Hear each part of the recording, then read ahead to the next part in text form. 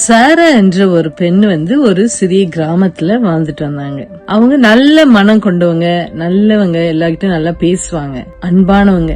ஆனா அவங்களுக்கு ஒரு பெரிய வீக்னஸ் இருந்தது. அது என்னன்னா காசிப், அதாவது வதந்தி பேசும் வழக்கம். மற்றவர்கள் ரகசியத்தை யாராவது சொன்னாங்கன்னா உடனே அவங்களுக்கு என்ன செய்யாது, மனசுல வச்சுக்க முடியாது, யார்கிட்டயாவது சொல்லிடணும், போய் சொல்லிடுவாங்க. ஒரு நாள் என்ன ஆச்சுன்னா, நம்ம பக்கத்து வீட்டுல இருக்கிற ஒரு பாஸ்டர் பத்தி தவறா பேசிட்டாங்க. என்ன சொல்லிட்டாங்கன்னா, அவரு சர்ச்ல வர ஆஃபரிங் காசெல்லாம் என்ன செய்யறாரு, எடுத்து அவர் பர்சனலுக்கு யூஸ் பண்ணிடுறாரு அப்படின்னு சொல்லி ஒரு வதந்திய பரப்பிட்டாங்க. ஆனா அது கொஞ்சம் கூட உண்மை இல்ல. அந்த வதந்தி என்ன ஆச்சுன்னா வேகமா பரவிட்டு மறுநாள் காலையில முழு கிராமமும் அத பத்தியே பேசிட்டு இருந்துச்சு. பின்னர் அந்த பாதிரியார் ரொம்ப மனவேதனையை அடைஞ்சாரு. என்ன சொன்னாருன்னா, சாரா இப்படி பண்ணிட்டாங்களே அப்படின்னு சொல்லி ரொம்ப மனசு கஷ்டப்பட்டு இருக்கும் போது இதை யார் மூலமா கேட்டு சாரா அவங்களுடைய தவற உணர்ந்தாங்க. நடக்காத விஷயத்த நம்ம பார்க்க கூட இல்ல, இப்படி சொல்லிட்டோமே அப்படின்னு சொல்லி ரொம்ப ஃபீல் பண்ணி அந்த பாஸ்டர் கிட்ட போய் சொல்றாங்க, ஐயா நான் பண்ணது தவறுதான், நீங்க என்ன சொன்னாலும் அதுக்கு ஈக்குவலா நான் என்ன செய்யறேன், பண்ணிடுறேன், நான் என்ன பண்ணணும் சொல்லுங்க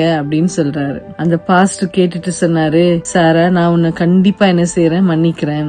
நீ ஏதாவது பண்ணணும்னு கேட்டதுனால நான் உனக்கு சொல்றேன், நீ என்ன பண்ணுனா உங்க வீட்டுல இருக்கிற உன்னுடைய பில்லோ, அதாவது உன்னுடைய தலையணை இருக்குல்ல, இறகு வச்ச தலையணை, அதை எடுத்துட்டு வா, எடுத்துட்டு வந்து பிச்சு அதுல ஒவ்வொரு ஃபெதர்ஸா என்ன செய், அப்படியே அந்த கிராமம் ஃபுல்லா தூவிட்டு போ, அது மட்டும் நீ பண்ணா போதும் அப்படின்னு சொல்றாரு. சாரா குழப்பம் அடைஞ்சிட்டாங்க, என்ன இவரு இப்படி சொல்றாரு அப்படின்னு நினைச்சிட்டு அவங்க என்ன செய்றாங்கன்னா, அந்த பில்லோவை எடுத்துட்டு அப்படியே தெரு தெருவா போறாங்க. போய் அந்த ஃபெதர்ஸ் எல்லாம் தூவிட்டு திரும்பி வராங்க. வந்து பாஸ்டர் கிட்ட சொல்றாங்க, பாஸ்டர் நீங்க சொன்னபடியே நான் பண்ணிட்டேன், நான் உங்க பத்தி பேசுறது தப்புதான், இப்ப நீங்க மன்னிச்சிட்டீங்களா, உங்க மனசு ஆறிடுச்சா அப்படின்னு கேக்குறாங்க. அதற்கு அந்த பாஸ்டர் சொல்றாரு, இல்லம்மா இன்னும் என் மனசு ஆறல, நான் மன்னிச்சிட்டேன், நீங்க இன்னும் ஒண்ணு பண்ணா என் மனசு திருப்தி ஆயிடும் அப்படின்னு சொல்றாரு. சாராக்கு ஒரே அதிர்ச்சி, அது எப்படி, என்ன சொல்லுங்க என்ன பண்ணணும் அப்படின்னும் போது அவர் சொல்றாரு, நீங்க இப்ப போய் எல்லா இடத்துலயும் அந்த ஃபெதர்ஸ் போட்டு வந்தீங்களா, இறகுகள், அந்த இறகுகளை எல்லாம் திரும்பி கொண்டு வந்து என்கிட்ட கொடுங்க,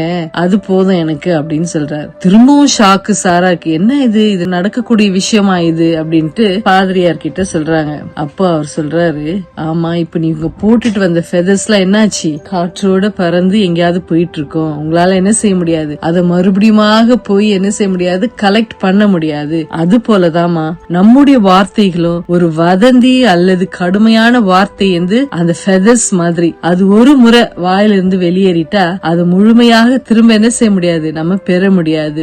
நீ மன்னிப்பு கேட்கலாம், ஆனால் அதன் காயம் என்ன செய்யும், இருந்து கொண்டே இருக்கும் அப்படின்ட்டு பாஸ்டர் அவங்களுக்கு ஒரு பாடத்தை கற்பிச்சார். அந்த நாளிலிருந்து சாரா ஒரு முக்கியமான பாடத்தை கற்றுக்கொண்டு அவ நாவு ஒரு தீ போல இருப்பதை உணர்ந்தா. அதை கவனமா காக்க வேண்டும் என்று தெரிந்து கொண்டாள். பிறரை காயப்படுத்தாம அவர்களை உயர்த்தும் வார்த்தைகளை பேச என்ன செய்தாலாம், தேவனிடம் உதவி கேட்டாலாம். நீதிமொழிகள் 18:21 சொல்லுது, நாவினால் ஜீவனும் சாவும் உண்டு, அதை பிரிக்கிறவர்கள் அதன் பலனை அனுபவிப்பார்கள். இத நம்ம மனசுல வச்சுக்கிட்டு நாம மற்றவர்களிடம் என்ன பேச போறோம் அப்படின்ட்டு யோசிச்சு ஒரு தவறான காரியங்களை பேசாம நல்ல காரியங்களே பேசி மற்றவர்களை சந்தோஷப்படுத்துவோம். தேவனை அதுக்கு மேல சந்தோஷப்படுவோம். சங்கீதம் 141:3 சொல்லுது போல, கர்த்தாவே என் வாய்க்கு காவலாளியாய் நிறுத்தும், என் உதடுகளின் கதவை காக்கும், என் வார்த்தைகள் உயிரை தருவதாக இருக்கட்டும், ஆமீன் அப்படின்னு நினைச்சு சமாதானத்தோடு தூங்குவோம். தேவன் நம்மை ஆசீர்வதிப்பாராக.